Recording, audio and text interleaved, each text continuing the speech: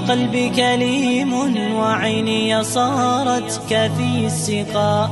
أئن طويلا وما من دواء فقومي صاروا كما الببغاء. لساني سليم وقلبي كليم. السلام عليكم ورحمة الله وبركاته. بسم الله الرحمن الرحيم. نحمده ونصلي ونسلم على رسوله الكريم. أما بعد. And welcome to another video on the Islamic Knowledge YouTube channel. And this week's video, obviously looking at the situation, the worldwide situation, what's happening in Palestine, I thought it would be nice to introduce a book that I think would be very beneficial for us to read and to just gain a little bit of knowledge about exactly what is the history of Palestine and why is it really important for us as Muslims. And I know what you're thinking, not another book on Palestine. I'd rather watch a video, I'd rather watch a series. But the reality is, and I know that there are a lot of books out there that are quite difficult, they go into really technical terms and they can put you off. But I really do think a book makes a big difference. And this book is the book that I really want to go through today. It's titled A Brief History of Palestine by Dr. Ismail Patel. Now, Alhamdulillah, I've had a great opportunity to meet the author 2 weeks ago, just by coincidence, because my teacher also was meeting him. And Alhamdulillah, it was really nice and it was really such an honor to meet him. He's such an inspirational individual. I just want to speak why this book. So firstly, what's unique about this book? Firstly, the author. As we know, the organization Friends of Al-Aqsa have done some tremendous work in trying to help and further the cause of Palestine and Al-Aqsa, and he has been at the helm of this organization for over 20 years at least. So he knows pretty much what he's talking about. He's lived through a lot of these incidents that he speaks about in the book. Now, what do I like about this book? Firstly, it's really reader friendly. Loads of images, and the images, although you might not think, well, it's not directly related, it's not clearly showing pictures of exactly what the topic is about to that detail, but the beauty of it is that it makes the reader experience a lot easier, and it just makes it a little less daunting, because sometimes books like this can seem quite daunting. So loads of pictures, and the book is quite relatively small, I would say, compared to some of the other books written on this topic. So we have got a book, for example, a 4,000-year history of Palestine, which is pretty big, and then we've got a short introduction series, but that one is perhaps too short or too small. This one is just the right size to hold as well. Approximately 227 sides, and it's divided into 32 chapters.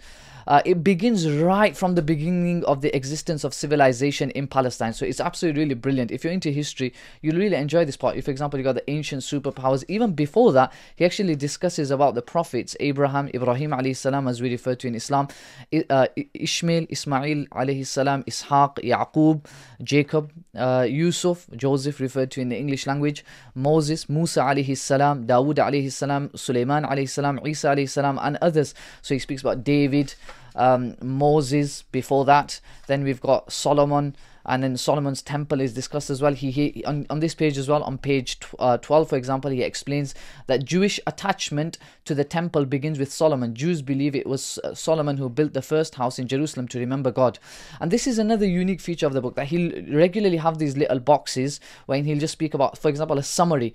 At the end of every chapter, you'll get a summary, which really helps. You've got these quotation marks, everything's fully referenced.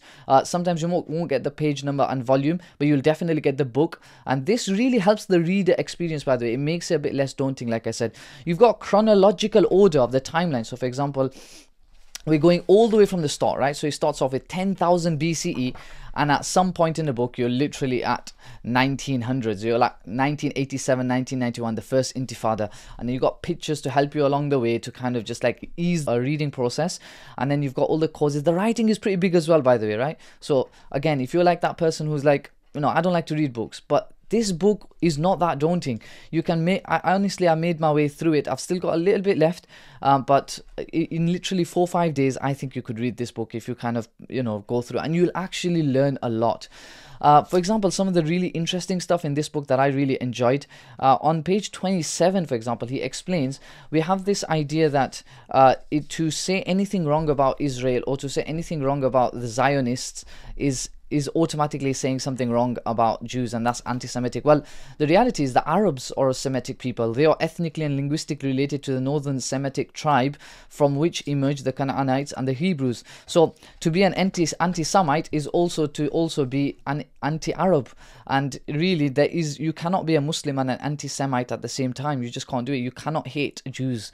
We do not hate Jews, and we don't really have hatred in our hearts for anyone. We just we strongly and vehemently dislike what the Zionist institutes are doing. And he mentions here that essentially the Europeans through the Crusades had a deep interest in Jerusalem, but this was up until about 1492. European interest in Jerusalem ended in 1492. Why? Because they'd now gained money somewhere else. When Christopher Columbus became the first European since the Vikings to discover America, obviously, as we know, he never really did. He thought he was going to discover something else, India. However, he ended up, and that brought in a lot of money for the Europeans, and it actually, you could say, contributed quite a bit to the Renaissance, etc.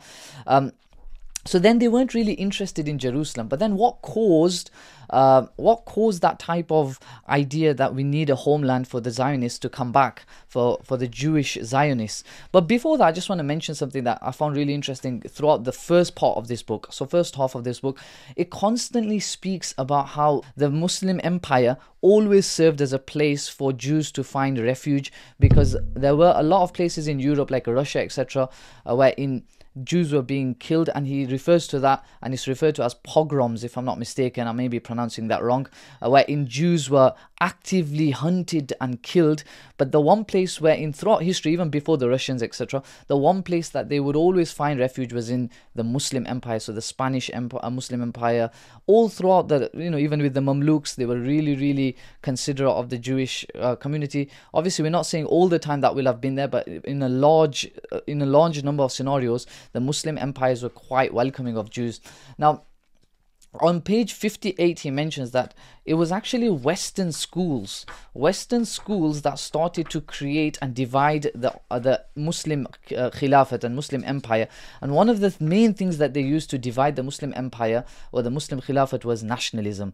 So he says Palestinian nationalism did not exist during the 19th century. However, in order to destabilize the Ottoman Empire, Arabism, a precursor to Arab nationalism, was created mainly by the British among an Arab populace that was disgruntled by Ottoman rule. He says that schools based on the Western education model were the primary vehicles used to introduce nationalism in the Levant, Syria, Jordan, Lebanon, and Palestine. So this is quite interesting. It's quite important. It shows that we need to be careful what our children are being taught. Then, interestingly, he speaks about the Zionist movement. On page 66, he explains that even though Europe had less interest in going into Jerusalem, etc., the Zionist movement was actually instigated to a large degree by these pogroms, wherein people would just kill Jews. So he says the origins of the modern Zionist movement lie in the period immediately after the 1881-1884 pogroms of Jews in Russia and Romania. Pogroms is basically where Jews are killed just for no reason. And that actually instigated Theodor Herzl to kind of start this Zionist movement, which is that we want our own country now. The Jews want their own country. Now, we don't just want any country. We want Jerusalem. We want Palestine. And it was always connected to this idea that this is our homeland. This is what belongs to us from all those 10,000. That's why it's good this book starts off with 10,000 BC, because they believe that they still own Jerusalem because of what happened during this early period wherein, you could say it was before you could say the nation states were even created. So another interesting point on page 71, he says that most were actually against the Zionist movement. Most were actually did not want Zionism. When Zionism first appeared on the world scene, most Jews opposed it, and Herzl was only supported by a small minority. It was not until the full horror of the Holocaust was realized that the great bulk of the Jewish community came to support Zionism. So Zionism actually precedes World War One. And then after World War One, we've got the Balfour Declaration that really helped them. And then after World War Two, we've got a lot more events that occurred, and the author speaks about that and how it really helped them to kind of establish the Jewish state, which was done. I believe he speaks about it on page 126. Ben Gurion he establishes the nation of Israel in 1948. And it's really interesting because in this period he speaks about how before this the Zionists had actually, after World War I, it was kind of British mandated Palestine, but they actually were attacking the British, and these were like little militias, Zionist militias. One we've got called Irgun, I don't even know if I'm pronouncing that right. There was another one, he speaks about it, Hangana or something. They were literally killing people, like literally what they're complaining about today. This is what they were doing as well. So on page 120 and 123, 120 and 123, you will see actually that they were actually killing children as well. Of these, 25 were pregnant women who were bayoneted in the abdomen while still alive. 52 children were maimed in plain view of their mothers before being slain and beheaded. Children, right? This is children that they were killing. On page 123, it's interesting because this is right now the claim, but they were doing worse. To kill the children, they fractured their heads with sticks. This is Zionist soldiers that were doing this even before the birth of the nation of Israel. So Zionists essentially, this is mind-blowing. I didn't even know this, but after World War II, the Zionists actually were against, the World Zionist Organization refused to participate in this kind of conference wherein they were going to kind of resettle Jews in US, UK and other places. They didn't want to attend. Why? Because they feared the resettlement of Jews in other states would reduce the number available for Palestine. So it was always about, we don't just want a safe haven for Jews, we want it in Palestine. And then this author then starts going into modern day period. He speaks about the Netanyahu years. He speaks about the first Intifada. He speaks about the massacre that was caused by Ariel Sharon, the Sabra and Shatila massacres. Then you've got he speaks about the Al-Aqsa Intifada, again caused by to a large degree, Ariel Sharon's provocative visit to the Al-Aqsa masjid. And then and the chapters are really well organized, lovely quotes in the middle. And by the way, this book, he's essentially just presenting to you facts and figures. It's just full of numbers. I don't think there is any form of bias in any of this.